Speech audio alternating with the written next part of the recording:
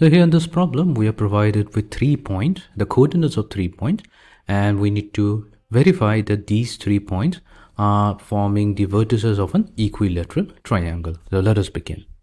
So let us consider a triangle with vertices A, B, and C. So we'll first consider A to have the coordinate 2A, 4A. B, let's say its coordinate is 2A, 6A.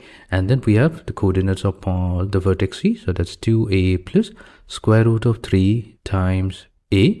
And then the Y coordinate is 5A. So first what we'll do, we'll try to find out the length of each of the sides. All you have to do is use the distance formula. So to find out, to use the distance formula, what we need is 2 points, and the coordinates of the endpoints must be needed.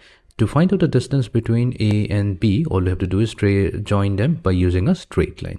Then the length of AB is going to be given by this particular formula, where AB is simply square root of, underneath the square root, first we take the square of the difference of the x coordinate and then add it to the square of the difference of the y coordinate. So let's begin by first computing the value of length AB. So AB is going to be equals to, we'll take the square root, underneath the square root, first we'll do is the difference of the x coordinate. So we'll start with the x coordinate of B, so that's 2A. And from here, we're going to subtract the x coordinate of A.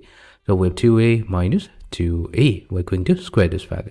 Then we're going to add it to, then we have the difference of the y coordinate, so that's 6A minus 4A. We have 6A minus 4A, and then we're going to square it.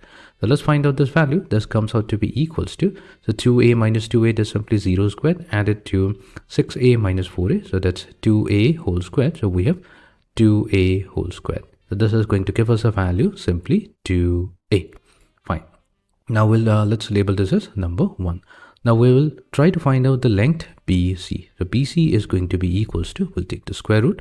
Underneath the square root, first we need is the difference of the x coordinate. So we have 2A plus square root of 3A minus 2A. That leaves us with only square root of 3A. And then we square it. Add it to the difference of the y coordinate. So that's 5A minus 6A, which is going to be negative A whole squared. So this is going to give us a value 3A squared plus A squared, which is simply 2A. So let this be number 2. And then we find out the value of CA. So CA is going to be equals to, so we have 2A minus square root of 3 times A. So that's the difference of the x coordinate added to the difference of the y coordinate. So we have 4A minus 5A whole square. So when we compute this value, this is also going to give us a value 2A. So let this be number 3. Now clearly we see that AB equals BC equals to CA. So let's write it down. Since AB equals to BC equals to CA, all the sides of the triangle are equal. This immediately tells us that ABC must be an equilateral triangle. Hence, we have successfully solved the problem.